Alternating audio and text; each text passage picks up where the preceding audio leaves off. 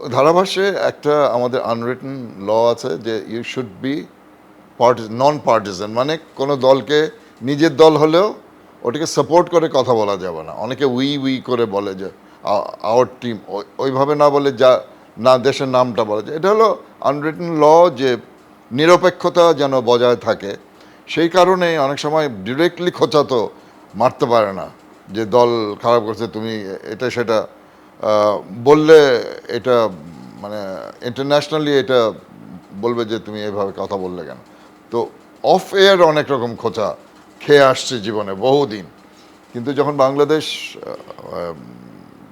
জেতার শুরু করলো রেগুলার 50 ওভার্স ফরম্যাটে পার্টিকুলারলি, তারপরে সুযোগ আসছে আমার ওদেরকে খোঁচা মারা, যেটা করেছি, সাটলি করেছি, অনেক সময় ডিপ্লোম্যাটিক্যালি বলেছি। কমিউনিটি ব্যাংক, সবার ব্যাংক। হাসি তামাশার মাধ্যমেই হয় এটা, কাউকে মানে অ্যাটাকিং ওয়েতে কোনো কমেন্টেটরকে ওইভাবে কথা বলে না। একটা ছোট্ট জিনিস হয়তো পয়েন্ট আউট করলো, সেটাকে হাসি তামাশা করেই একটা ভুলভ্রান্তি হতে পারে, সে আরেকটা ভুল দিয়ে ওটা ব্যালেন্স করে দিল।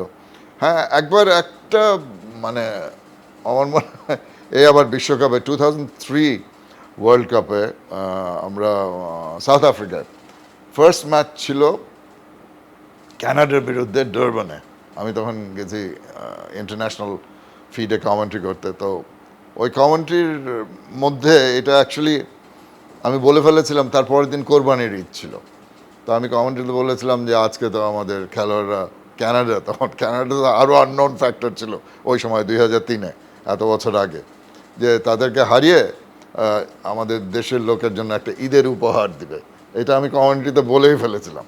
সেই ম্যাচ আমরা হেরে গেছিলাম, প্রথম ম্যাচ কানাডার সঙ্গে। As a matter of fact 2003-এ একটা ম্যাচও বাংলাদেশ দল জয়লাভ করে না। ওইটা বলার পরেই একজন আমাকে হারার পরে বলছিল, এখন তোমাদের ঈদের কি হবে? তো এই এই ধরনের জিনিস আরও হয়েছে। টেকনিক্যালিটির নিয়ে অনেক কমেন্টেটর বলে। আমার মনে আছে একবার সৌরভ গাঙ্গুলির সঙ্গে আমার দেখা হয়েছিল।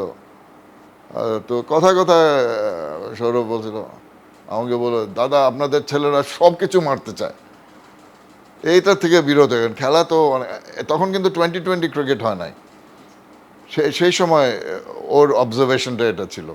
তো কখন কোনটা মারতে হবে, কোন বল কিভাবে খেলতে হবে, কোন বল সমীহ করে খেলতে হবে, কোন বল অ্যাঙ্গেল শটে খেলতে হবে, সফট হ্যান্ডস দিয়ে খেলতে হবে, আর কোন বল ছয়ের জন্য মারতে হবে, এই বিচক্ষণতা দেখানো, এই স্কিল সেটসগুলো ডেভেলপ করার ব্যাপারে আমার মনে হয় এখনও কাজ করার প্রয়োজন আছে।